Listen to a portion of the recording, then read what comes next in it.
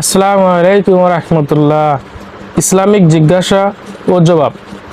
আজকের প্রথম প্রশ্ন, আমি বাবার সাথে ব্যবসা করি, তবে হাত খরচের জন্য কখনো কখনো বাবাকে না বলে কিছু টাকা গ্রহণ করি, এটা আমার জন্য বৈধ কি না? উত্তর, যদি পুঁজি বাবার হয়, সব কিছু বাবার হয়, তাহলে বাবার অনুমতি লাগবে। প্রশ্ন শুনে আপনার কিছু পুঁজি বাবার কিছু পুঁজি এরকম মনে হলো না।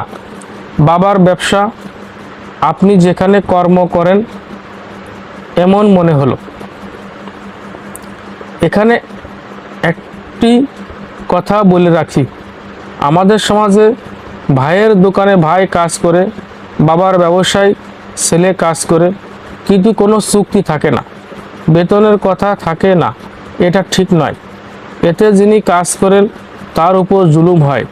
সন্তান হলেও পিতার দায়িত্ব, তুমি আমার এখানে কাজ করবে, তোমাকে এই পরিমাণ অর্থ বা হাত খরচ দেওয়া হবে, এটা বলা।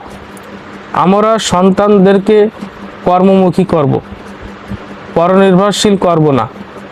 আর যদি এই ধরনের কোনো কথা না থাকে, তাহলে আপনি বাবাকে না বলে টাকা নিতে পারেন না।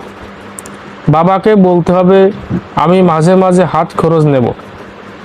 এর পক্ষে বিপক্ষে উত্তর দিতে চাইলে কমেন্টসে জানাবেন, এবং দেখার জন্য সবাইকে ধন্যবাদ।